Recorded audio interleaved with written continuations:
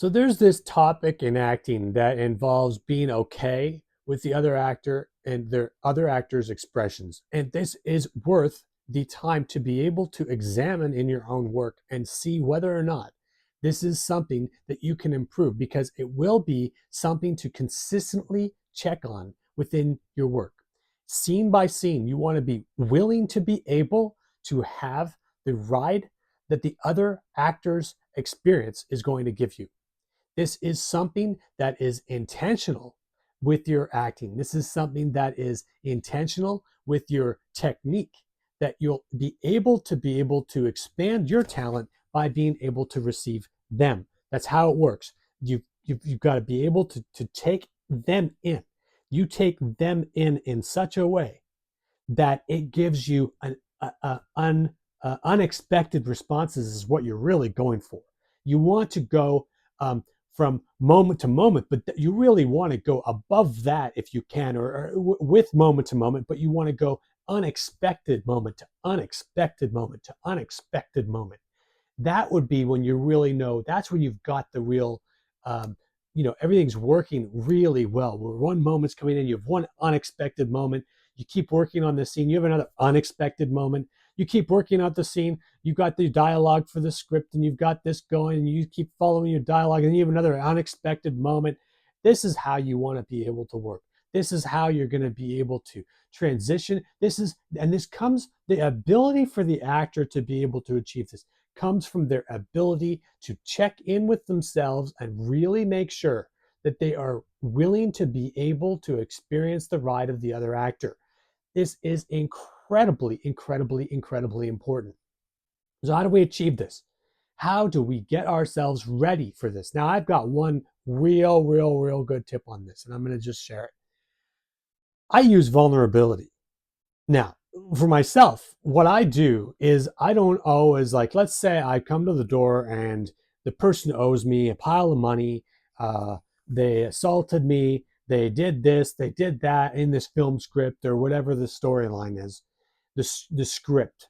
And they literally they have such they owe me so much. But yet at the same time, even if I had a circumstance where they owe me so much, I always include something that's vulnerable for me.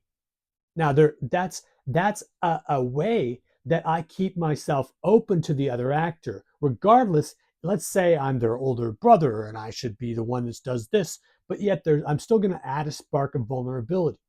Let's say I'm the one that's been paying all of the bills and all the rents and everything else, and this is my tenant, and I've let this person live in the house for a year. That's fine, or in their apartment for a year. And if that was the circumstance, I would still find in myself emotionally something that's vulnerable about that. So I have to be open enough to the other actor. So you want to stay away from being able to play a scene that has predictability. You may know that the outcome is that in a situation where you've let somebody a land tenant, you've let them live in a place for longer without paying rent, and you gave them a real chance of being able to do stuff.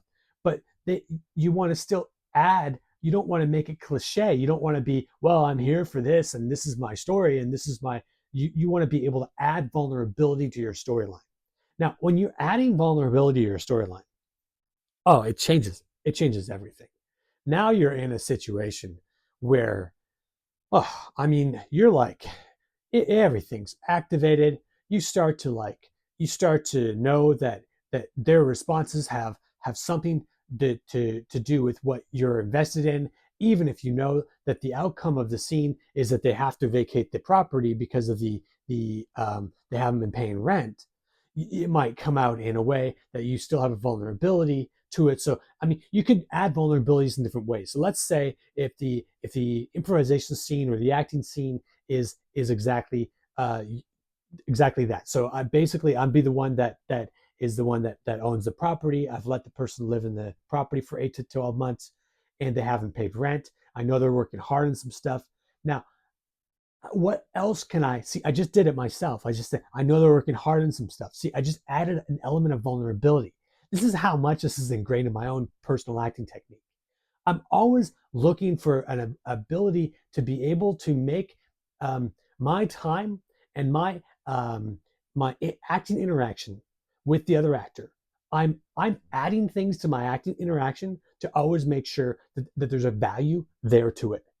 And that would mean like I might add, well, that's not enough, but maybe I add that they dated um, I let them stay in the apartment, but maybe they dated somebody I knew, or situations that would make something that would be vulnerable. Now, when you're picking something of vulnerability, you don't want to pick something that's stereotypical vulnerability, unless there is no such. I mean, if the stereotype that you're going to believe in is something that is actually just you, then there is no stereotype. That's you. That's you. I mean, you're saying, well, this would be something that you could relate to. Then that's you. There's that's completely 100% authentic. But when you're looking at reasons to be able to think up of ways that you could craft something to make sure that you've got some vulnerable reason to go with the storyline of the scene, you want to try and make it personal. So you want to know, like, something that just can highlight some aspect of a little bit more of a reason why you have to listen to the person, even when you're coming in. It's almost even especially when you're coming into an authoritative situation. You might have a reason why you have to listen to the person that's not an opportunist reason. It's not a reason why you're going to gain an opportunity from them, but you're in a situation where there's a vulnerability to it. There's a reason. You know that you have to ask them to leave the apartment, but at the same time, you're going to be sensible about it because you know that there's a give and take. Or maybe you'll be surprised. Maybe they'll come up with some rent money. You don't know. You're gonna knock on the door. You're gonna work on the acting exercise, and you're gonna work with this element and concept of vulnerability. Now, I personally do this in every single scene. Every single scene I've ever worked on, I always work and add vulnerability. I don't know anybody else that does that. I think I've told some people to do that here and there. I don't remember who I've told. So I'm sure I know directly from me, it's been out there, but I can't remember who I spoke that to. So, um, but vulnerability is the aspect that will start to reveal yourself in acting. So you're working so that you can be able to grab the essence of the other actor. You're willing to be able to be malleable and able to listen to them, and you're giving yourself an additional reason of why their input is going to be able to surprise you and affect you. So we're working to be able to grasp the construct. We're constructing our own circumstances so that we have the ability to to really be able to, when we go into the acting scene, that we know that the other person's going to make a difference in our own lives. And this is how we also stay with in real time of the acting. The acting scene is going to stay real. It's going to stay authentic. We're going to see things develop and work. Things are going to, they're going to work a lot better when you come from a place where you really do want to know the answer from the other actor. And this is a mistake I've seen. Now, if I go back to my 8,000 plus acting classes I've taken, um, it's a lot.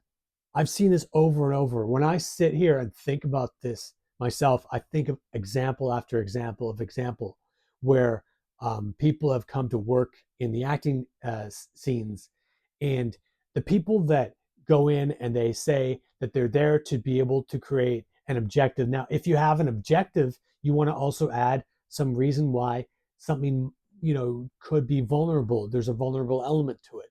So then you don't know the full desire and outcome of the scene because you don't know. Maybe it could go another way, even though it likely won't.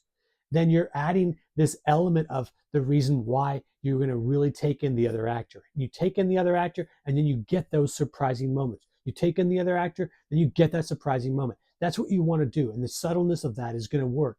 And you add your emotional preparation. And don't forget that the last part of emotional preparation is emotional activation. Also, remind you to look at my acting books, Meisner Activities, Emotions book. 2100, 2400 emotions. Um, I've got all kinds of things. Reasons to knock at the door. Reasons to knock at the door. You pick up that book, and you've got the ability to go through the book, and you pick up reasons to be able to come knock on a door. Now you look at that and you think at that and you start adding that with emotional preparation. You start adding that with emotional activation. You have to remind yourself constantly. I do a good lesson. I don't mind keep learning.